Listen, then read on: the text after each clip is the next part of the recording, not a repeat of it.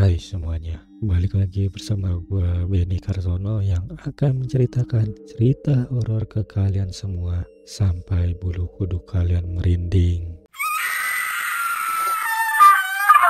Dan di sini gue akan menceritakan sebuah cerita horor dengan judul Desa Terlarang. Jadi ceritanya, di sebuah universitas ternama ada sekelompok mahasiswa dari jurusan sosial dan kemanusiaan yang mendapatkan tugas kuliah kerja nyata atau yang biasa disebut KKN ke sebuah desa kecil bernama Desa Jaya. Desa ini terletak jauh di dalam hutan dan jarang dikunjungi orang luar. Kegiatan mereka mencakup pengajaran pertanian dan pengembangan masyarakat. Kelima mahasiswa itu adalah Arif, Rina, Budi, Lila, dan Sari. Mereka tiba di Desa Jaya pada sore hari di saat cuaca mulai mendung. Meskipun cuacanya sedang memburuk, mereka tetap semangat untuk menjalani tugas mereka. Namun, sesampainya mereka di sana, mereka merasakan suasana yang aneh. Penduduk desa tampak tidak ramah kepada mereka dan cenderung untuk menghindari kontak mata. Lalu Arif berkata, "Teman-teman, kamu lihat wajah penduduk desa? Mereka seperti tidak ingin berurusan dengan kita." Lalu Rina menjawab, "Iya ya, mereka terlihat canggung dan tidak banyak bicara. Mungkin kita hanya perlu membiasakan diri dengan suasananya." Pada malam pertama mereka di desa itu mulai terasa tidak nyaman. Rumah yang mereka tempati sudah lama tidak digunakan, dengan lantai yang berderit dan dinding yang sudah retak. Saat mereka berusaha tidur, suasana menjadi semakin menegangkan. Rina yang mendengarkan suara berbisik lembut dari luar jendela.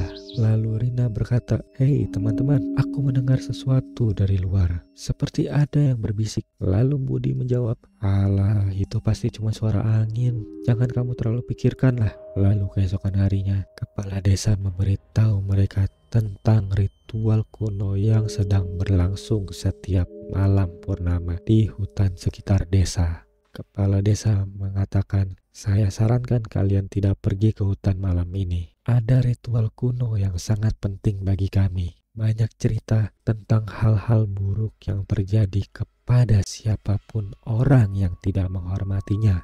Lalu Arif menjawab, "Kami hanya ingin tahu lebih banyak tentang desa ini, Pak. Kami tidak berniat untuk mengganggu." Meskipun merasa takut, mereka memutuskan untuk menyelidikinya. Pada saat malam purnama tiba, suasana desa semakin sunyi. Mereka yang memutuskan untuk menyusuri hutan telah membawa perlengkapan seperti senter dan kamera. Hutan yang terasa semakin gelap dan menakutkan saat mereka melangkah lebih dalam. Lalu Lila berkata, "Teman-teman, aku merasa seperti ada yang mengawasi kita." Lalu Sari menjawab, "Aku juga merasakannya. Hutan ini sangat terasa aneh." Dan mereka menemukan sebuah tempat terbuka di tengah hutan. Di sana ada lingkaran batu besar yang tampaknya digunakan sebagai altar. Di tengah lingkaran terdapat patung batu hitam dengan mata merah menyala. Budi berkata, "Wow, ini seperti altar kuno. Apa yang bisa dilakukan di sini?" Lalu Rina menjawab, "Aku tidak suka suasana di sini. Rasanya ada sesuatu yang sangat menakutkan."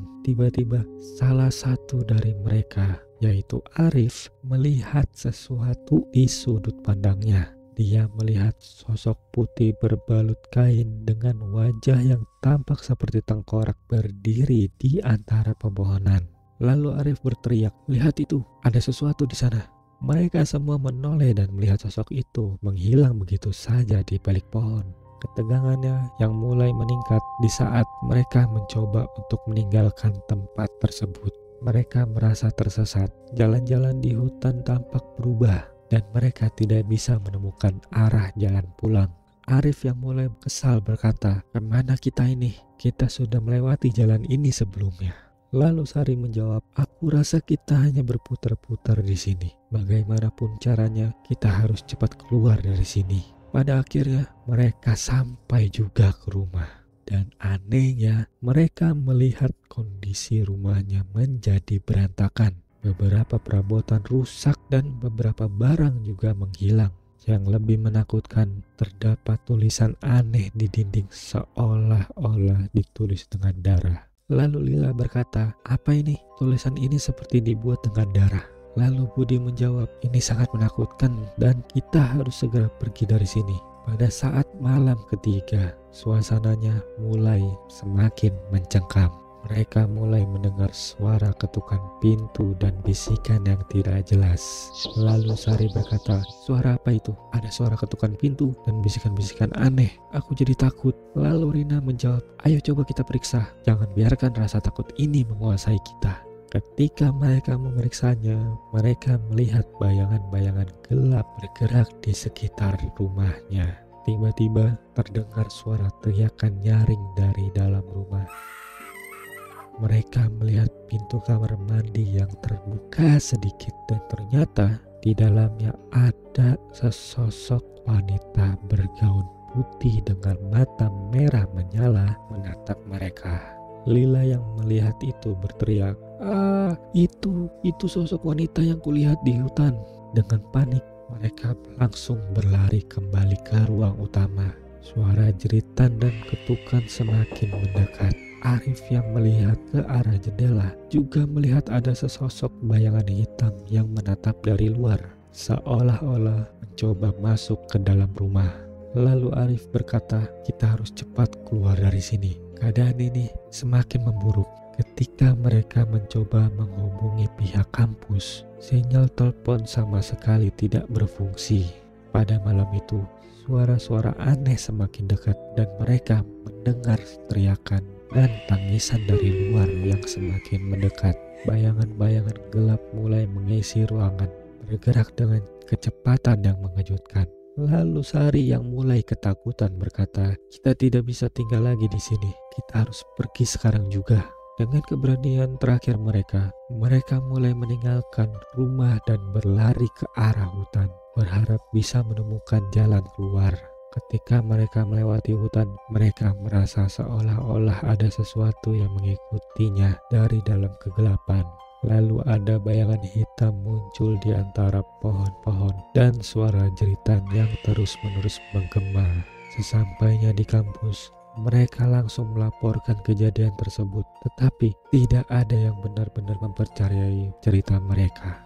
Sari dengan kesal berkata, "Kita sudah melakukan yang terbaik untuk menceritakan apa yang terjadi di sana, tapi rasanya tidak ada yang percaya pada cerita kita."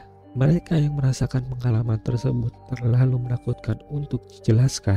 Meskipun sudah berusaha untuk melupakan apa yang terjadi, mereka selalu merasa ada sesuatu yang mengikuti mereka, terutama ketika melihat cermin atau berada di dalam kegelapan. Pada akhirnya, Desa Jaya dan ritual-ritual kuno yang mereka temui tetap menjadi misteri. Mereka belajar bahwa beberapa cerita rakyat mungkin mengandung kebenarannya dan bahwa beberapa tempat lebih baik dibiarkan dalam kegelapan jauh dari mata manusia. Jadi cukup segitu aja untuk cerita horor kali ini. Jangan lupa untuk like, comment, and subscribe dan share juga video ini. Sampai jumpa di cerita horor berikutnya.